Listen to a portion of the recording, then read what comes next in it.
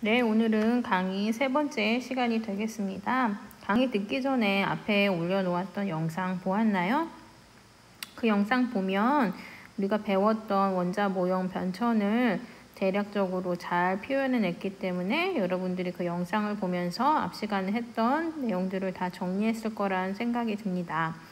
그래도 간단히 설명을 하자면 원자가 어떻게 생겼는지 그 모형을 주장한 과학자들이 있었는데 그 원자 모형이 변천을 했다고 했죠. 이유는 이제 과학이 발달하면서 실험을 했더니 먼저 번에 주장했던 과학자의 이론이 설명이 안 되는 그런 현상들이 발견이 됐고 그로 인해서 이제 원자의 모형이 자꾸 수정되는 과정을 거쳤던 거죠.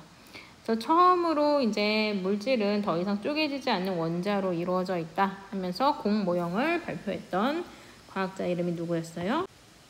네, 돌턴이었죠. 그렇죠?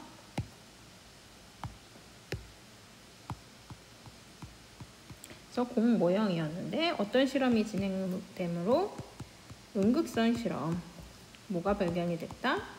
전자가 발견이 됐다.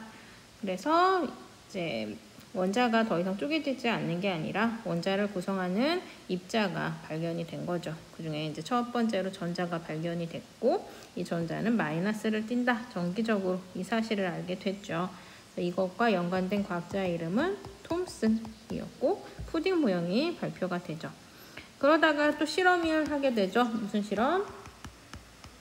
알파 입자 산란 실험을 통해서 원자는 푸딩처럼 말랑말랑한 게 아니고 알파 입자가 90도 각도 이상 꺾이면서 튕겨나갈 수 있게끔 할 수 있는 어떤 딱딱한 입자 그리고 플러스를 띄는 입자가 있다. 그리고 그 아이의 부피는 작다. 그래서 발견된 게 뭐였냐면 원자 핵이었죠. 이것과 관련된 아저씨는 러더퍼드였죠. 그래서 러더퍼드의 행성 모형까지 저번 시간에 배웠어요. 야구장을 원자 하나의 크기라고 비유를 한다면 그 원자핵의 크기는 그 야구장 안에 떨어져 있는 동전 하나의 크기라고 합니다. 되게 신기하죠? 그렇죠? 어떻게 생각해보면 원자는 대부분 빈 공간이에요. 그렇죠? 그래서 원자핵이 정중앙에 매우 작은 크기로 있고 그 주변에 전자가 돌아다닌다고 하는데 이 전자의 크기도 원자핵보다는 작죠. 나머지는 비어있는 공간이죠. 다시 말하면 여러분들은 빈 공간으로 이루어져 있어요. 왜냐면 원자로 구성되어 있으니까. 신기하다고 생각하면 한없이 신기한 게 또 물질이고 과학인 것 같습니다. 알파 입자 산란 실험을 통해서 원자핵이 발견됐다는 것을 우리가 배웠었는데 그 원자핵이라는 하나의 입자로 덩어리째 있는 것이 아니라 원자핵 안에는 또 다른 구성 입자들이 구성되어 있어요. 그래서 뒤에서 배우겠지만 양성자랑 중성자 이렇게 두 종류의 물질의 입자들로 구성되어 있는데 먼저 양성자가 발견된 그런 실험을 우리가 보면서 어떻게 발견됐는지에 대해서 알아보도록 하겠습니다. 1886년에 골트슈타인이 어떤 실험을 하게 되냐면 양극선 실험을 하게 돼요. 그래서 위에 보이는 그림이 이제 왼쪽에 있는 이분이 골트슈타인이고 써보자면 골트슈타인. 이 실험이 이제 양극선 실험이 되는 거죠. 그럼 이제 밑에 그림은 여러분도 익숙하죠? 무슨 실험이었어요? 음극선 실험이었죠? 그래서 여기 선생님이 음극선은 음은 마이너스를 뜻한다. 그리고 발견된 게 전자였었잖아요. 근데 이거와 다르게 양극선은 그러면 양극선 실험에서 양은 뭘 뜻하는 걸까요? 플러스를 뜻하겠죠. 그래서 이제 골트슈타인이 양극선 실험을 했다가 어떤 걸 발견하게 되냐면 우리가 음극선 실험에서는 이제 진공관에 전압을 걸어줬을 때 마이너스 극에서 플러스 극 쪽으로 입자가 튀어나왔던 거잖아요. 그렇죠? 왜냐하면 전자가 마이너스를 띄기 때문에 플러스 쪽으로 잡아당겨지면서 이동을 하게 되는 거죠. 그거와 반대로 양극선 실험에서는 어떤 입자가 플러스 극에서 마이너스 극으로 이동하는 걸 실험을 통해서 알게 된 거죠. 그래서 마이너스 쪽으로 이동한다. 마이너스와 서로 끌어당기는 힘이 작용이 돼서 이동을 했겠죠. 그래서 이 입자가 플러스를 띈다는 걸 알게 됐고 이것을 양극선 실험으로 이제 증명이 돼요. 그 후에 시간이 지난 다음에 1919년쯤 이 양극선을 뭐라고 명명하게 되냐면 양성자라고 이제 명명하게 돼요. 그래서 이 명명한 과학자가 누구냐면 여러분들이 알고 있는 러더퍼드입니다. 그래서 이런 과정들을 통해서 이제 양성자가 발견이 되고 결국은 이제 원자 핵 안에 양성자가 있다는 것까지 알게 되는 거죠. 체드윅이라는 과학자예요. 체드윅. 체드윅이라는 아저씨가 이제 중성자를 발견하게 되죠. 그래서 중성이라는 말 선생님이 예전에 저번 시간에 사용을 했었는데 전기적으로 중성이다. 이 의미는 전기를 띠지 않는다. 다시 말하면 전하를 띠지 않는다는 소리예요. 이 체드윅이 어떤 실험을 했냐면 베릴륨 원자 핵에 베릴륨의 원자 핵이 뭐 전체적으로 플러스를 뭐 띄고 있겠죠. 이 원자 핵의 알파 입자, 여러분 알파 입자 대충 알죠? 플러스를 띄고 질량을 갖고 있는 딱딱한, 그렇죠? 얘를 크게 충돌을 시켰어요. 충돌을 시켰더니 원자 핵에서, 즉 원자 핵이 하나의 입자로 이루어졌던 게 아니고 그 안에서 어떤 아무런 전기적 성질을 띠지 않는 입자가 튕겨나왔던 거예요. 그래서 얘 중성을 띠는구나. 그래서 중성자라고 명을 하게 되는 거죠. 그래서 이렇게 체드윅까지 보면서 우리가 원자 안에는 전자도 있고 양성자도 있고 중성자도 있다는 것을 알게 되는 거죠. 그래서 이 각각의 입자에 대해서 설명을 해보면 프린트에 정리하기 전에 먼저 각각 입자의 특징부터 보고 넘어가도록 하겠습니다. 배웠듯이 여기 원자 핵과 전자로 이루어져 있어요. 원자는. 그렇죠? 근데 원자 핵은 그냥 하나의 입자로 이루어져 있는 게 아니라 양성자랑 중성자라는 입자로 이루어져 있는 거죠.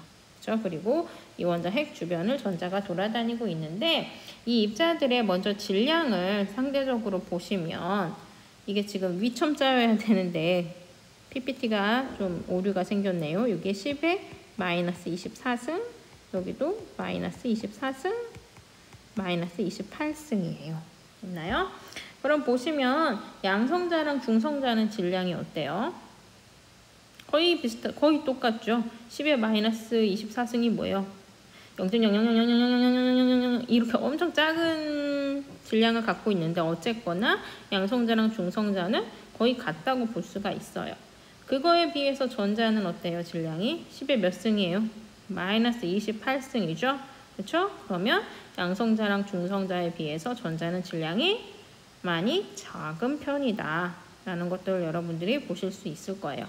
그래서 얘를 상대적인 질량으로 B로 표시를 하면 양성자랑 중성자는 질량이 거의 같기 때문에 B를 1대1로 나타내는 반면 전자 같은 경우는 작기 때문에 구체적인 B는 1837분의 1이래요. 양성자랑 중성자에 비해서 질량 B가.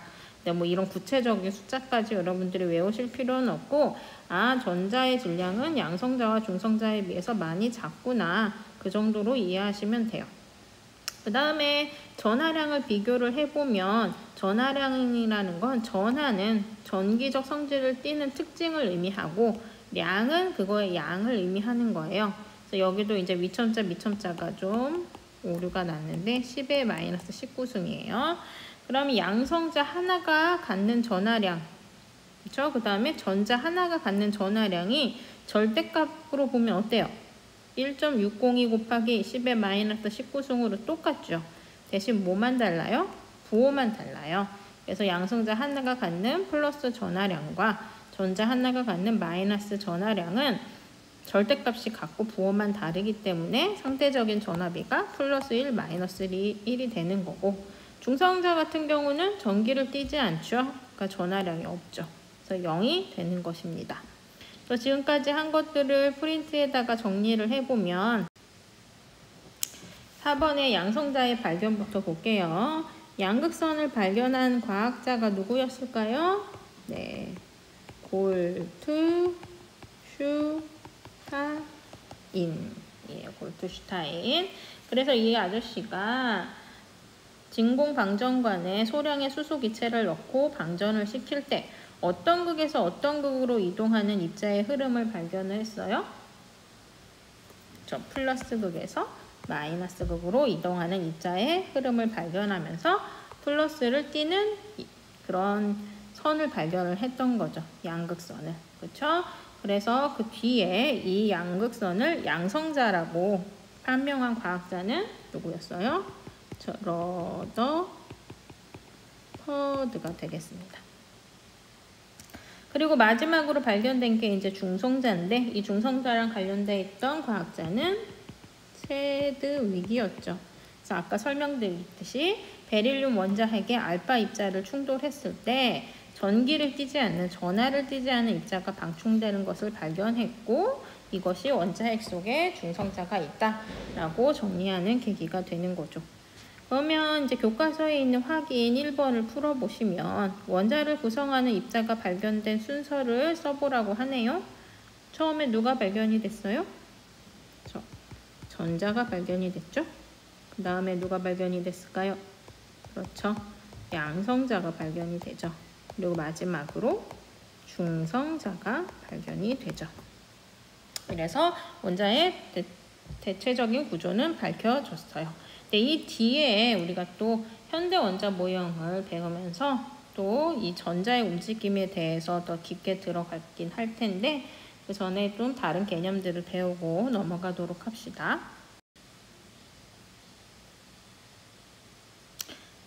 이것도 이제 채워야 되겠죠? 그쵸?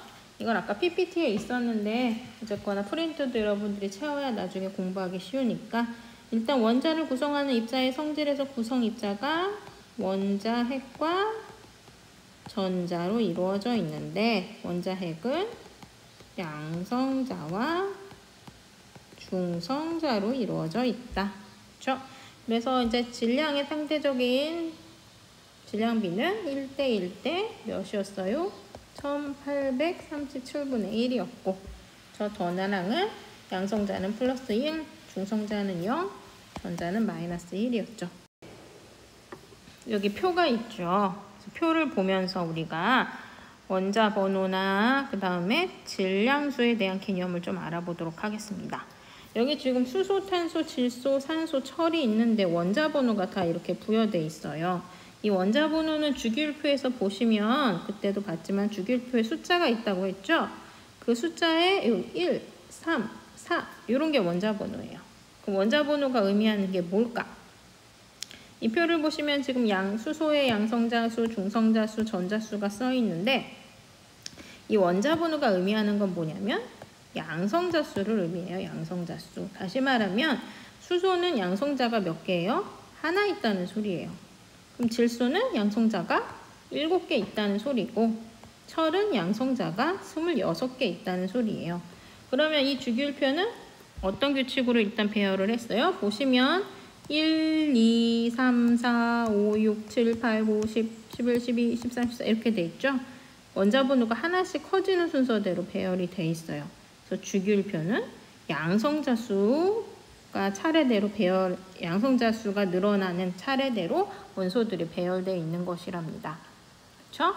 근데 또 하나 특이한 점은 특이하다기보다는 예전에 설명을 드렸지만 원자는 전체적으로 뭐를 띈다? 중성을 띈다. 전체적으로는 중성을 띄어요. 그 안에 전자도 있고 양성자도 있는데 그럼 왜 전체적으로 중성을 띄냐? 눈치 빠른 친구들은 이미 아시겠지만 보시면 원자 안에 있는 양성자수랑 전자수가 다 동일해요. 양성자수가 수소는 하나, 전자도 하나. 질소는 양성자수 7개, 전자도 7개. 그럼 양성자수 하나가 갖고 있는 전하량 값과 전자 하나가 갖고 있는 전하량 값이 절대값이 갖고 부호만 달랐잖아요. 그렇죠? 그러다 보니까 양성자수랑 전자수가 같다면 전체적인 플러스량과 전체적인 마이너스량이 동일해지면서 원자는 전체적으로 중성을 띠게 되는 거죠. 됐죠? 그럼 마지막으로 질량수를 봅시다. 질량수는 이제 이 원자들의 상대적인 질량을 가늠할 수 있도록 만들어낸 숫자예요. 그렇죠? 그러면 질량수는 원자의 상대적인 질량을 가늠할 수 있도록 사용하는 건데 원자를 구성하는 입자가 이 세 가지잖아요. 이 세 가지. 이 세 가지의 수 중에 두 가지 수를 더해서 질량수를 결정을 해요. 그럼 세 가지 중에 세 가지가 아니고 두 가지만 더하는 이유는 뭘까요? 누구를 뺐을까요? 그렇죠. 전자수를 빼요. 전자수 왜 뺄까요? 자, 아까 우리 설명드렸죠? 전자는 양성자랑 중성자에 비해서 질량이 많이 작은 편이기 때문에 원자 질량에 별로 영향을 미치지 못해요. 그래서 전자수는 빼고 양성자수 더하기 중성자수를 질량수로 한답니다.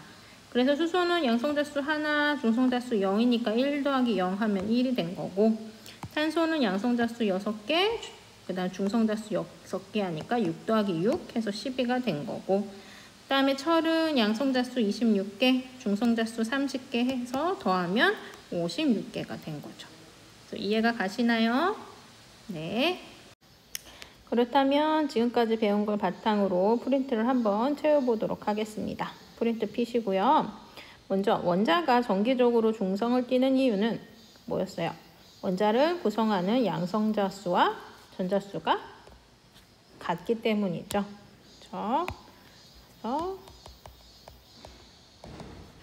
그 다음에 원자 번호는 뭘 뜻한다? 누구수?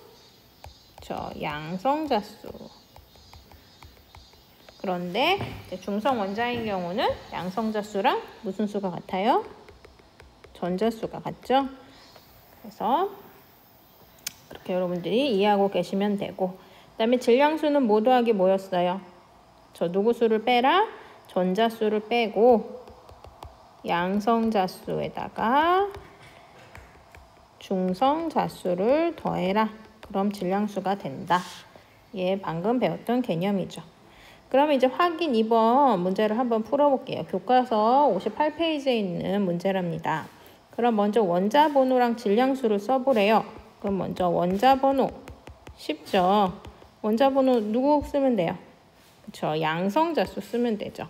그래서 헬륨의 원자 번호는 2, 리튬의 원자 번호는 3, 붕소의 원자 번호는 5, 탄소의 원자 번호는 6, 플로린의 원자 번호는 9죠. 그 다음에 질량수는 뭐 더하기 뭐 하면 돼요?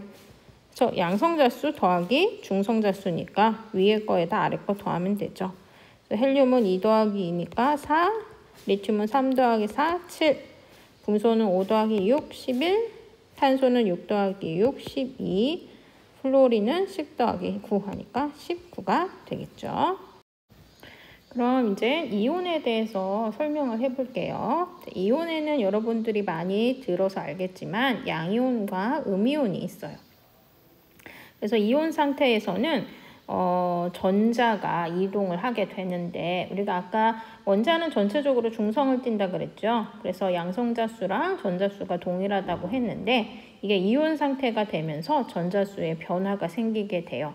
그러므로 인해서 이제 전하를 띠게 되는 현상이 나타나는 거죠. 그럼 먼저 양이온부터 보시면 양이온은 위의 그림처럼 본인이 갖고 있던 중성 상태의 원자에서 전자를 다른 원소에게 빼앗기게 돼요. 그러면서 전자를 잃어버리게 되죠. 그러므로 인해서 이제 양이온이 되는 것이고요. 반대로 음이온 같은 경우는 어떻게 돼요? 전자를 다른 원자로부터 뺏어와서 자기가 갖고 있던 전자보다 전자수가 하나 더 많아지게 되면서 얻게 되는 거죠. 그래서 음이온이 된답니다. 그래서 예를 들어서 만약에 나트륨을 가지고 우리가 설명을 해보면 먼저 나트륨이 누구랑 만나면 소금이 되는지 혹시 아세요? 그렇죠. 소금의 화학식이 염화나트륨 혹시 들어보셨나요? 그렇죠. 염화나트륨 화학식 혹시 아세요? 그렇죠. NaCl이죠. 그래서 나트륨인 NaCl은 염소죠. 그럼 염화나트륨이 형성이 될 때 먼저 나트륨부터 보면 나트륨은 이제 중성 상태일 때 나트륨은 얘가 원자 번호가 몇 번이냐면 11번이에요. 그럼 양성자수 몇 개일까요? 그렇죠.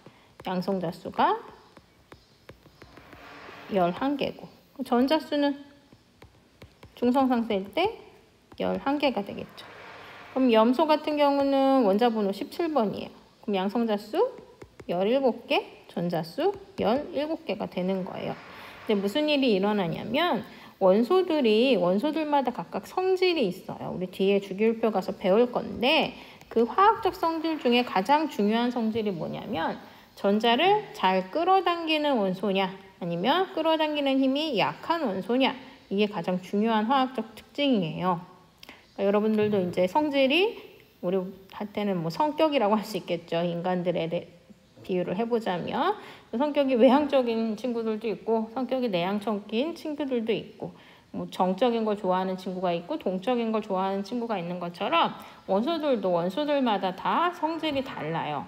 근데 그런 성질 중에 가장 중요한 성질이 뭐냐면 전자를 잘 끌어당기는 원소인가 아니면 전자를 끌어당기는 힘이 약한 원소인가, 이게 되게 중요하고 이게 뒤에 이제 주기율표 가서 이 성질을 가지고 대부분의 화학적 규칙을 설명을 드릴 건데 일단 나트륨과 염소만 보시면 나트륨과 염소 중에 누가 전자를 끌어당기는 힘이 강하냐면 염소가 전자를 끌어당기는 힘이 훨씬 강해요. 그래서 얘네들이 서로 가까이 붙게 되면 화학결합을 하게 되면 어떻게 되냐면 나트륨의 전자를 염소가 어떻게 돼요? 뺏어가 버려요. 근데 몇 개를 뺏어가냐면 하나만 뺏어가요. 그래서 근데 모든 이제 물질들이 전자를 뺏길 때 하나만 뺏기거나 하나만 뺏지는 않고 2개 뺏는 애들도 있고 3개 뺏는 애들도 있는데 어쨌거나 그것도 이제 뒤에 주기율표에 가서 어떻게 되는지 자세히 설명을 드릴게요. 일단 이 염화나트륨만 보면 나트륨은 염소한테 전자 1개를 뺏기게 되는 거죠. 화학결합을 하면서. 그럼 어떻게 돼요? 일단 변화 후에 양성자수는 변화가 없어요. 동일하게 11개. 그렇죠? 그래서 플러스량은 동일하게 11개예요. 근데 전자 1개를 어떻게 했어요? 뺏겼죠. 마이너스가 10개로 준 거예요. 하나가. 그럼 이제 염소 입장에서는 양성자수는 동일하게 17개인데 전자수가 어떻게 돼요? 하나가 늘어서 18개가 된 거죠. 그럼 화학 반응이 일어난 후에 상황을 한번 종합해 보면 지금 나트륨은 이 상황이잖아요. 염소는 이 상황이죠. 그러면 화학 반응이 진행된 후에 나트륨은 양성자는 11개, 플러스는 11개인데 전자는 마이너스는 10개예요. 그럼 누가 더 많아요? 플러스가 몇 개 더 많아요? 1개 더 많죠. 그러다 보니까 플러스를 전체적으로 띄게 되는 거죠. 그러므로 인해서 나트륨이 양이온이 되는 거예요. 그래서 이온을 표시를 할 때는 이렇게 오른쪽 위에 위첨자에도 표시를 해줘요. 그럼 염소 같은 경우는 반응이 진행된 후에 양성자 플러스는 17개인데 마이너스 전자가 18개죠. 누가 더 많아요? 마이너스가 더 많죠. 그럼 전체적으로 마이너스를 띄게 되죠. 그래서 염화이온이 되면서 마이너스를 띄게 돼요. 근데 아까 얘기했듯이 나트륨은 전자를 하나 뺏기고 염소는 하나 얻기 때문에 지금 플러스 마이너스를 위첨자로 오른쪽 위에 적어줬는데 모든 원소가 그러지는 않다고 얘기했죠. 그래서 2개 뺏기는 애가 누가 있냐면 칼슘이 있어요. 그럼 얘는 2개를 뺏기기 때문에 2 플러스라 그러고 알루미늄은 3개를 뺏겨요. 그래서 3 플러스라고 해줘요. 그래서 나트륨은 원래 1개를 뺏기죠. 그래서 원래 1 플러스라고 써도 되긴 하는데 1은 생략을 해주기 때문에 그냥 플러스라고만 쓰기로 약속을 했어요. 과학자들이. 그러면 음이온도 마찬가지예요. 염소는 하나만 뺏어오기 때문에 원래 1 마이너스인데 1을 생략해 주고요. 어떤 원소 중에서는 2개를 뺏어와서 2 마이너스 이런 식으로 쓰는 방법이 이렇답니다. 그래서 이온에 대해서 여러분들이 잘 이해를 하기를 바래요. 그럼 앞에서 배운 이온에 대해서 정리하고 넘어가도록 할게요. 먼저 양이온부터 볼게요. 양이온은 중성 원자가 전자를 어떻게 해서 플러스 전하를 띄게 된 입자였어요? 그렇죠. 얻어서. 그리고 음이온은 중성 원자가 전자를 잃어서 마이너스 전하를 띄게 된 거죠. 그래서 아까 설명드렸듯이 염화나트륨을 예를 들어보면 염화나트륨은 지금 플러스 1가 양이온인 거잖아요. 그렇죠? 그래서 원래는 양성자수랑 중성자수가 동일하게 몇 개였는데 11개였는데 전자 1개를 염소한테 뺏김으로 인해서 전자가 10개로 변했고 그로 인해서 양성자 수가 하나가 더 많아지면서 플러스를 띄게 된 거였고, 염소 같은 경우는 원래는 양성자 수랑 전자 수가 동일하게 17개였는데, 그쵸? 나트륨을 만남으로 인해서 나트륨으로부터 전자 하나를 뺏어와서, 그쵸? 전자 하나를 뺏어옴으로 인해서 전자가 18개가 되고, 그래서 전자가 더 많아졌기 때문에 마이너스를 띄게 되는 것이죠. 그럼 앞에서 배운 이온을 여러분들 선배가 비주얼 싱킹으로 나타낸 것으로 한번 설명을 해볼게요. 그래서 아마 여러분들도 이 비주얼 싱킹으로 수행평가를 할 것 같은데, 뭐 대충 설명을 드리자면 나중에 학교 오셨을 때 선생님이 다시 설명을 자세히 드리겠지만, 비주얼 싱킹은 어떤 내용을 형상화해서 그림으로 나타내는 거예요. 그래서 다른 사람들에게 발표를 할 때 비유적으로 어떤 그림들을 간단히 나타냄으로 인해서 다른 사람들이 그 내용에 대해서 이해하기 쉽게 만드는 방법 중에 하나로, 어쨌거나 내용은 그림으로 인해서 좌뇌 우뇌가 다 사용이 되고, 또한 이로 인해서 나중에 다른 사람들이 이해를 더 빨리 쉽게 할 수 있게 되는 되게 좋은 방법 중에 하나라고 합니다. 그래서 나중에 혹시 회사에 취직하는 친구들도 있을 터인데, 그때 이 방법들이 또 유용하게 사용이 되기 때문에 또 여러모로 유용해서 선생님이 수행평가를 하고 있는데, 보시면 지금 왼쪽 오른쪽 두 개의 그림이 있죠. 그래서 왼쪽 그림부터 보면은 우리가 양이온이 뭐였어요? 저 양이온이 전자를 잃어서, 그렇죠? 양성자 수랑 전자 수가 같았는데 전자를 잃어서 결국은 전체적으로 플러스를 띄게 되는 게 양이온이었고, 음이온은 양성자 수랑 전자 수가 같았는데 전자를 얻어서 전체적으로 마이너스를 띄는 거죠. 그래서 지금 첫 번째 왼쪽 친구는 이 전자를 뭐에 비유했어요? 살에 비유를 했던 거고, 몸 크기를 반지름에 비유를 한 거죠. 그래서 이제 원래는 이제 양이온이 되는 경우 같은 경우 중성 상태의 원자였는데, 그렇죠? 중성 상태의 아이였는데 이제 살을 빼기 시작한 거죠. 다시 말하면 전자를 빼기 시작을 한 거죠. 그래서 전자가 몸에서 나갔죠. 그러므로 해서 몸 크기가 작아졌고, 그래서 다이어트에 성공했다 보니까 이 아이한테는 플러스가 된 거죠. 비유적으로 기분이 좋아진 거죠. 반대로 음이온 같은 경우는 뭐예요? 전자, 살을 더 얻은 거죠. 계속 먹어서.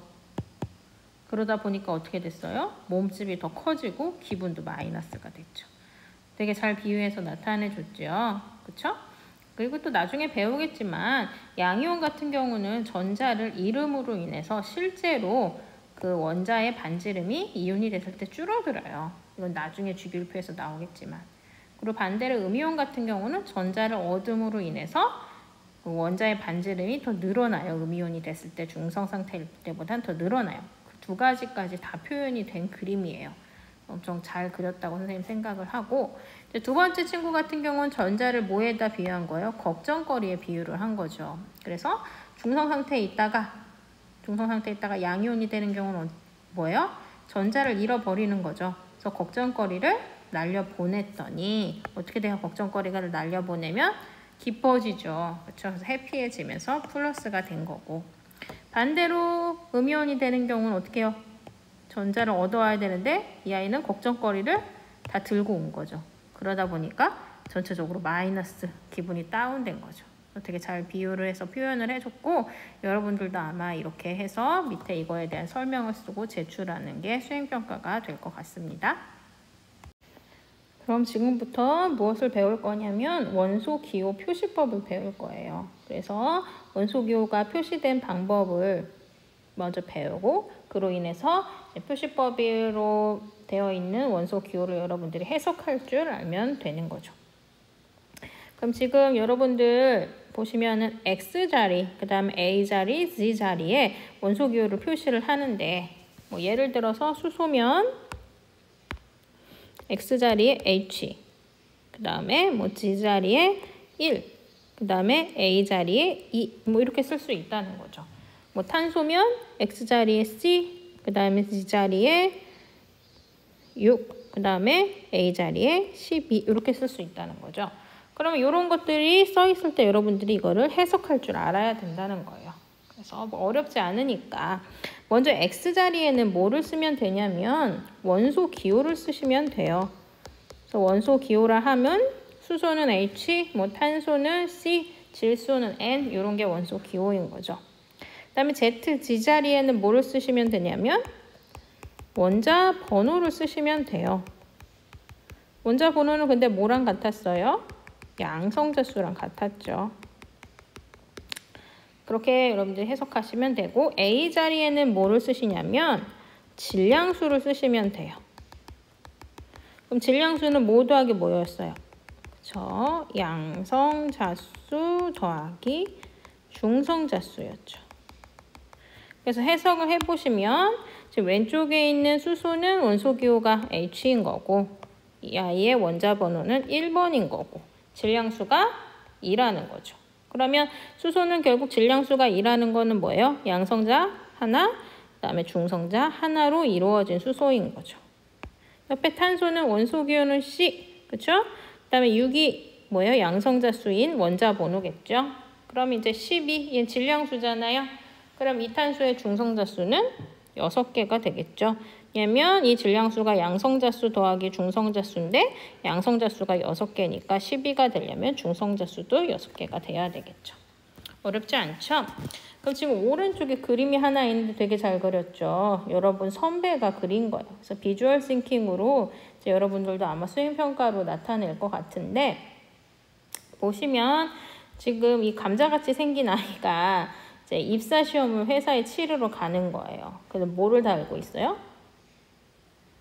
수험표를 달고 있어요. 이 수험표는 뭐예요? 나를 나타내 주는 거잖아요. 그렇죠? 그래서 이제 이 감자의 아이는 이름이 뭐겠어요? H라는 수소겠죠. 그리고 이 감자의 아이의 그 면접을 보는 번호는 1번. 그렇죠? 그 다음에 이 아이의 질량, 몸무게는 2g 정도래요. 그렇죠? 그래서 이렇게 이 감자라는 아이의 성질과 이 아이를 나타내 줄 수 있는 이 수험표를 써가지고 원소기호를 이해하기 쉽게 여러분 선배가 되게 아이디어를 내서 그려준 거랍니다. 대단하죠? 그럼 또 정리를 해보고 나갑시다. 프린트에 보면 여기 원소의 표시 부분 여기를 이제 정리하시면 되겠죠. 먼저 X자리에는 뭘 쓴다? 원소 기호를 쓴다. 그 다음에 A자리에는 질량수. 그다음에 Z자리에는 뭐였어요? 원자 번호를 쓴다. 문제를 풀어보면 여기 보이죠? 확인 3번. 이것도 교과서 58페이지에 있는 문제인데 원소기호를 이렇게 표시했네요. 그렇죠? 그러면서 양성자수, 중성자수, 전자수를 구하래요. 그럼 먼저 양성자수 구해봅시다. 양성자수는 뭐랑 같아요? 원자 번호랑 같죠? 그 원자 번호는 아래에 있는, 그렇죠? 밑점자로 있는 요 13. 이게 원자 번호이자 양성자수가 되겠죠. 그 다음에 얘의 중성자수는 누구 보면 돼요? 여기 27. 27이 뭐예요? 질량수잖아요. 질량수가 양성자수 더하기 중성자수잖아요. 근데 방금 우리가 양성자가 몇 개라 그랬어요? 13개. 몇 개를 더해야 27개가 돼요? 그렇죠. 14개를 더해야 되죠. 그래서 중성자수는 10개. 그 다음에 마지막으로 전자수는 몇 개일까요? 전자수는 13개가 되겠죠. 왜냐하면 여기 알루미늄 오른쪽 위에 무슨 표시가 있어야 이온 상태인데 지금 아무런 표시가 없잖아요. 그렇죠? 아무런 표시가 없다는 거는 얘는 중성 상태라는 거예요. 그렇죠? 그러면 중성 상태에서는 양성자수랑 전자수가 같으니까 전자도 13개가 되겠죠. 이해하셨죠? 그러면 이번 시간의 마지막 개념으로 동위원소를 보고 마무리하도록 하겠습니다. 동위원소가 뭐냐면 이 지금 화면 아래에 3가지 그림이 있어요. 그렇죠? 그래서 원자를 간략하게 모형으로 나타낸 건데 이 3가지 그림의 공통점과 차이점이 있는데 혹시 발견을 해보실래요? 일단 공통점은 뭐예요? 그렇죠? 공통점은 일단 양성자가 지금 이 보라색이죠. 각각 하나씩이고 전자도 각각 하나씩이죠. 그렇죠? 근데 차이점은 뭐예요? 그렇죠? 차이점은 중성자 개수가 달라요. 첫 번째에 있는 이 수소는 중성자가 없고 두 번째 수소는 중성자가 하나고 세 번째 수소는 중성자가 2개예요. 그렇죠? 그래서 이들의 차이점은 중성자 개수가 되는 거예요. 그래서 지금 과학자들이 이렇게 살펴보니까 자연계에 이런 3가지 원자들이 다 발견이 된 거예요. 뭐냐? 지금 다 양성자는 몇 개라 그랬어요? 첫 번째, 두 번째, 세 번째 다 양성자는 1개씩이죠. 그럼 양성자 수랑 원자 번호가 동일하니까 원자 번호 1번인 애들이 되는 거예요. 원자 번호 1번인 애들이 누구냐면 수소예요. 그래서 이 3가지 다 수소예요, 수소. 그런데 아까 말씀드렸듯이 자연계에 봤더니 이 수소들이 여러 가지가 있는 거예요. 첫 번째 그림처럼 중성자가 없는 수소도 있는 반면 두 번째처럼 중성자가 하나 있는 수소도 있고 세 번째처럼 중성자가 2개가 있는 수소도 있는 거예요. 그래서 수소가 다 똑같은 종류로 있는 게 아니라 다양하게 존재를 하는구나 라는 것들을 과학자들이 알게 된 거죠. 그래서 수소뿐만이 아니라 여러분 프린트에도 있지만 탄소, 질소, 산소 비롯해서 여러 가지 원소들이 이렇게 양성자 수는 같은데 중성자 수가 다른 아이들이 존재를 하고 있어요. 그래서 이렇게 양성자 수는 같은데 중성자 개수가 달라서 질량수가 다른 애들. 얘네들 질량이 다르겠죠. 그렇죠? 이 3가지 수소 중에 누가 가장 무거울까요?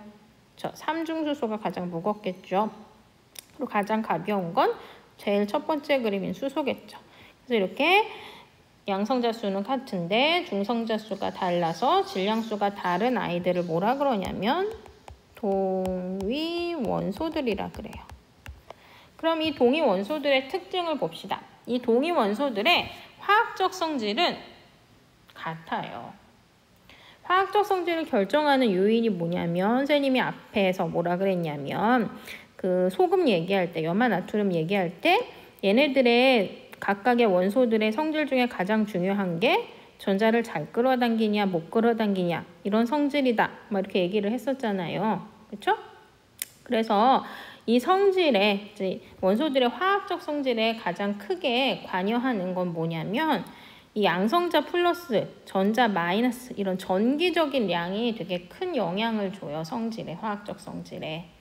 근데 보시면 지금 첫 번째, 두 번째, 세 번째 보시면 다 양성자 하나에 전자 하나잖아요. 전기적 전하량이 동일하단 말이에요. 그렇기 때문에 이 3가지 수소는 화학적 성질이 같아요. 같게 반응을 한다는 거죠. 근데 물리적 성질은 달라요. 물리적 성질은 왜 다르냐면 이게 지금 첫 번째, 두 번째, 세 번째 수소가 질량이 어때요? 질량이 다르죠. 그래서 질량이 다르다 보니까 물리적 성질이 달라지는 거죠. 그래서 여러분들이 그렇게 생각을 하시면 됩니다. 대표적인 물리적 성질로는 뭐가 있냐면 녹는 점, 끓는 점 이런 것들이 있거든요. 근데 여러분 생각해 보세요. 무게가 무거워요. 무게가 무거우면 끌어서 기체로 날아가기 더 쉬울까요? 어려울까요? 더 어렵겠죠. 그렇죠? 그러다 보니까 이렇게 이 무게가 다른, 질량이 다른 이 동위 원소들은 물리적 성질이 다르다고 여러분들이 아시면 되고 전기적 량이 동일하기 때문에 화학적 성질은 같다라고 여러분들이 정리를 하시면 됩니다. 그럼 마지막으로 이제 프린트 정리하고 오늘 수업을 마무리하도록 하겠습니다. 먼저 동위 원소는 모는 같으나 모가 달라서 질량수가 다르다? 모는 같으나 양성자수는 같으나 뭐가 다르다? 중성자수가 달라서 질량수가 다른 원소를 동위 원소들이라 그렇고 이 밑에 표처럼 수소뿐만이 아니라 탄소, 질소, 산소, 철, 자연계에 많은 동위 원소들이 존재한다. 그럼 이 동위 원소들의 특징은 화학적 성질은 어떻다? 서로 같아요. 그렇지만 중성자수가 달라서 녹는 점, 끓는 점 등의 무슨적 성질이 다르다? 물리적 성질이 다르다. 이렇게 정리하시고 마무리하시면 됩니다. 네.